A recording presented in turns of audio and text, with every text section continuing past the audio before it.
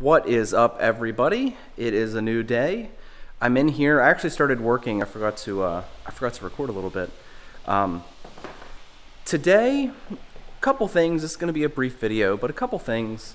We'll talk about what we're doing today.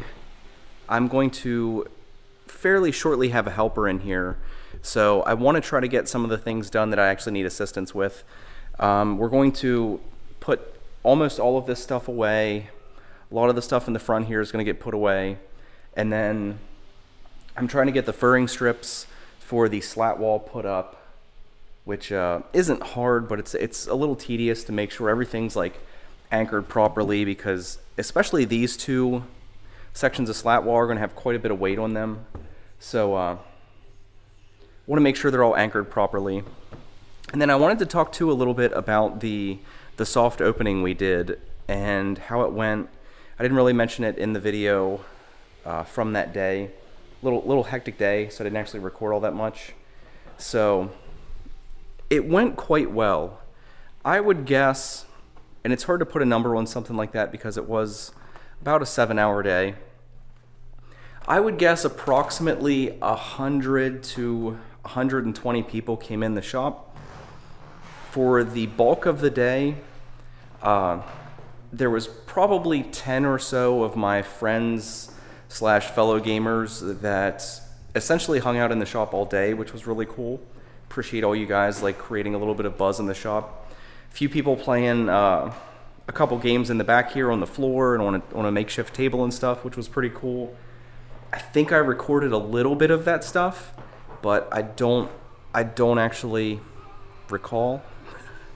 But it was a good day. As far as like how the day was monetarily, it was okay. I wasn't really expecting to make any money. The purpose of that day was really just to get it out there that we're coming. We're going to be here soon. Give people an idea of what we're going to be offering and what the people that are in here are like. I tried to be super friendly, super outgoing, which is I don't know, not entirely outside of my everyday personality, but a little bit.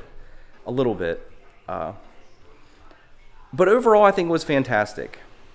When it was all said and done, as far as like how much money the shop made, I sold everything that we sold. I sold at fantastic prices. Like we were selling Magic and Yu-Gi-Oh cards at $3 a pack. I sold a couple games, a couple NES games.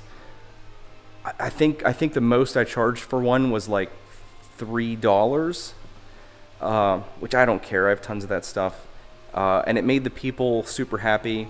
One of the people that I sold a game to actually messaged me on Facebook. Actually tracked our page down and messaged me and thanked me, which was really good. And that was the purpose of the day. But like I said, when you factor in margins, the actual cost of the items taken out of the money we brought in, probably made $120. Sold a little bit of soda, a little bit of snacks. There was, I would say, maybe $15 in the arcade machines between the pair of them, which was right around what I was expecting. Sold a couple games. You can see we did sell some Magic cards and a couple packs of Yu-Gi-Oh. I have some sort of like novelty cards that I buy whenever I see them on eBay really cheap. I actually have a couple more kind of quirky things coming, but check these out. We actually sold some packs of these.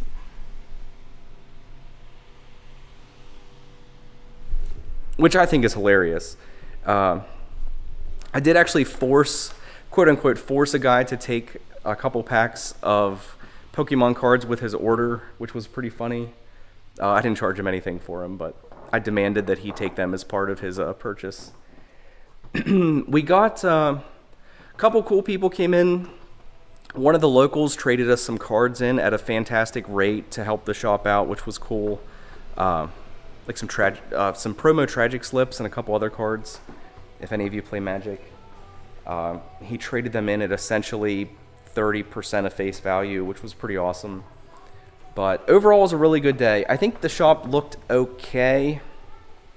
Like I said, I wish we would have had the slat wall up. That makes a huge difference. Sorry if I'm not keeping the camera straight here. Stuff like the slat wall makes a huge difference in how how presentable things are, in my opinion. It's just like if we'd had the slat wall up over there, the complete like ambiance of the shop in here would have been very, very different. It's rather barren as far as like the walls and stuff are concerned. If you can kind of see there, there's just not much stuff on the walls, which gives it like an empty feel, especially with all the gray. So, wish we'd had a little bit more up. Some of the things, because we haven't really discussed in detail like what all the shop will carry, but I do have obviously like the NES, Super NES stuff, N64 stuff, but I've also been trying to get some imports in. Like you see, we have a small selection of like Famicom carts.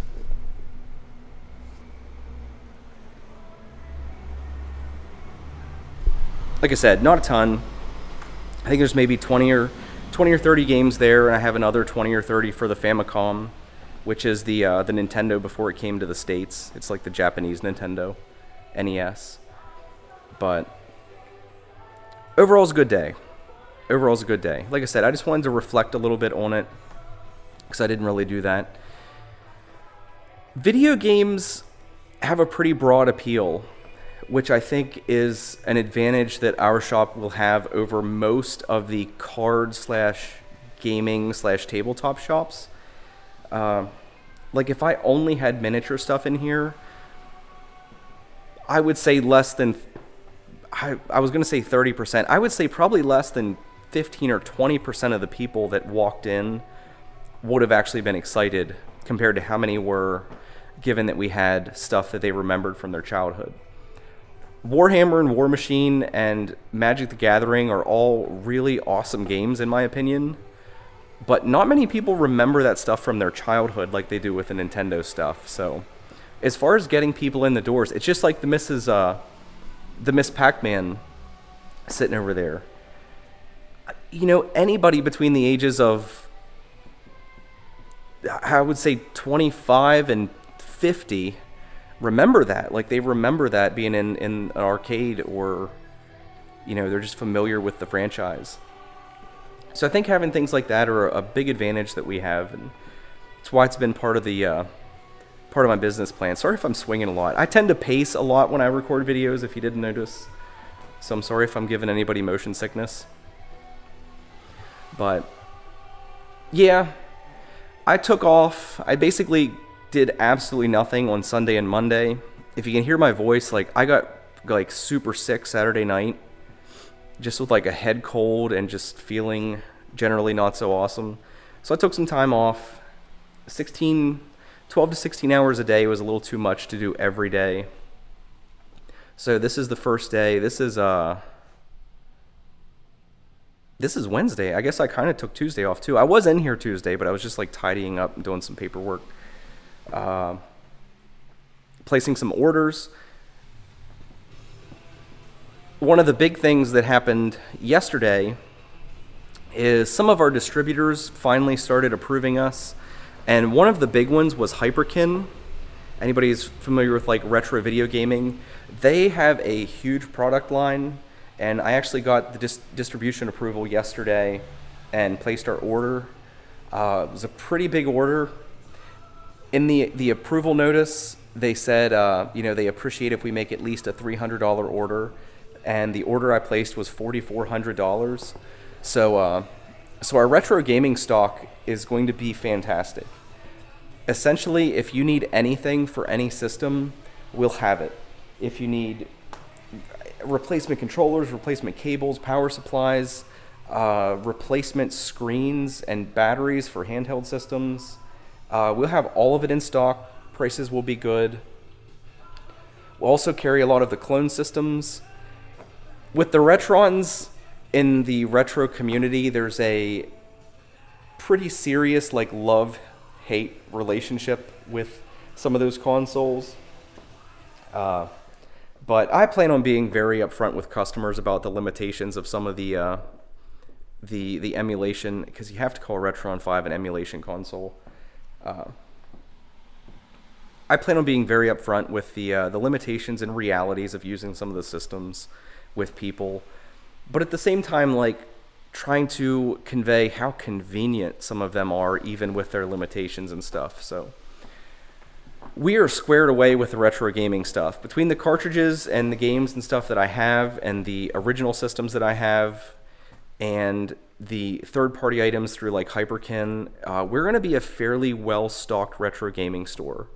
So the only thing I'm still waiting for are some of the other suppliers that provide the miniatures and the card game stuff. Some of them are pretty slow, and it's going to be a little while until we can even do the formal application to be a WPN store, because a lot of that requires us to essentially be established as a business, and we'll have to have like a video walkthrough of our play area and stuff, which we obviously don't have yet.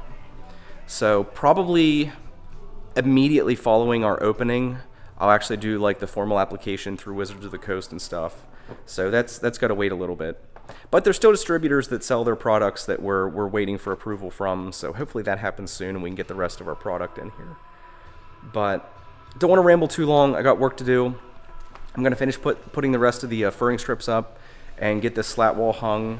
So, well, not get it hung, but have it ready so that as soon as I get a helper here, we can actually throw these. Well, I guess my helper's got some work first. We have to put all this candy and stuff away. But get it ready so that we can actually get this stuff on the walls, because it's going to look nice. I'm sick of like waiting to get it up. So we're going to do that. We're going to get this up. See you in a bit.